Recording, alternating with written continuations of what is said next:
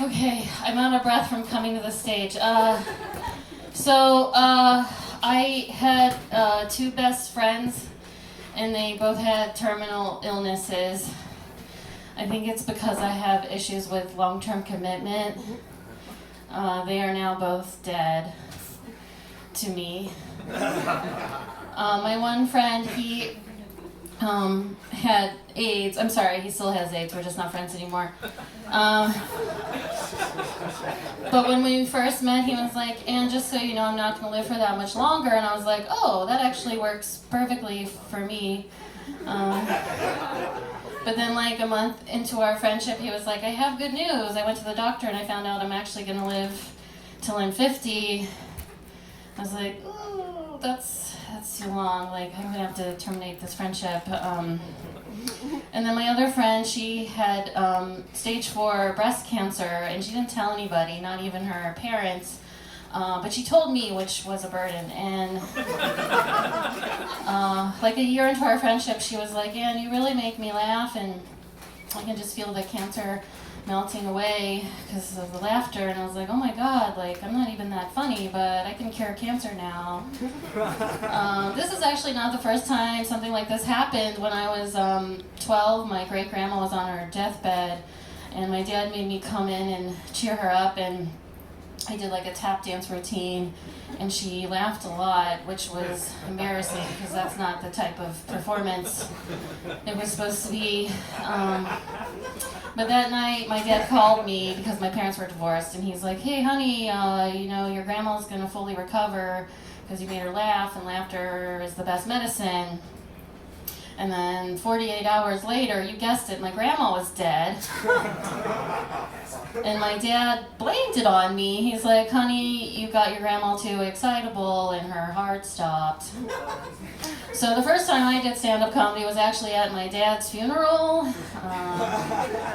And you don't have to feel sorry for me. I killed him because of the trauma, right? I'm just kidding. He actually had a heart attack. Or did he, right?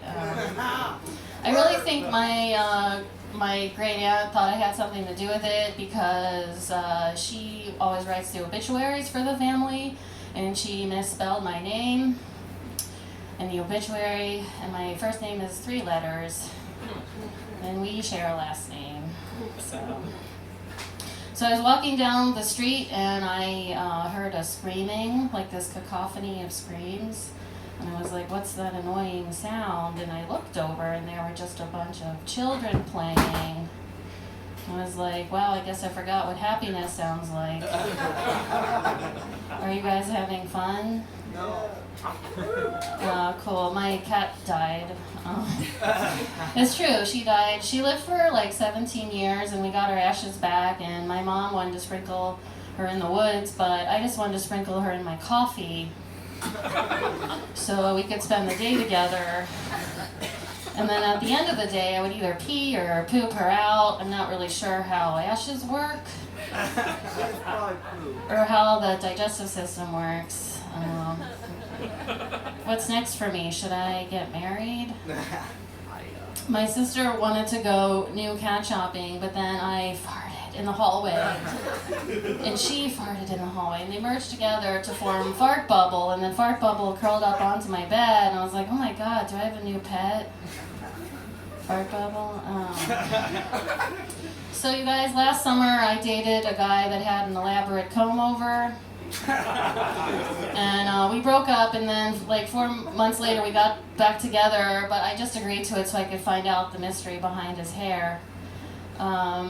And it was interesting. So this is what I found out.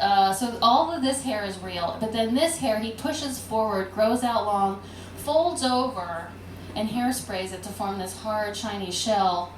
And then when things get kind of crazy, like if he's going to do a lot of head movement, he wears a visor to keep the base hair in place. And then he has these curls that cascade over the top, and I'm like, wow, that's very artistic.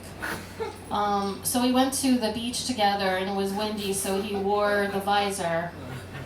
And we were standing on the beach arm in arm. We looked like the perfect couple. Everyone would say we're the perfect couple.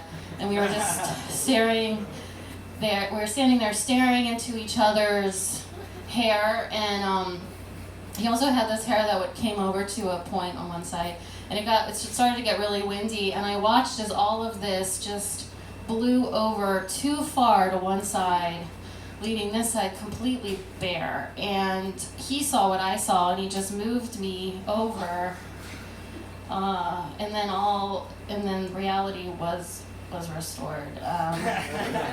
But I told my sister about it recently, and she's like, oh my God, like she saw pictures, and she's like it's like magic eye, like once you see it, you can't unsee it. And when we started dating again, his Hinge profile popped up again, and I realized it was just an advertisement for his hair. You guys, he was an alcoholic, that's why we broke up. I'm not shallow, I just... you guys, my name is Ann Van Epps. I'm Annie in the City 2020 on Instagram. Please follow me so my mom can be proud of me. Okay, thank you.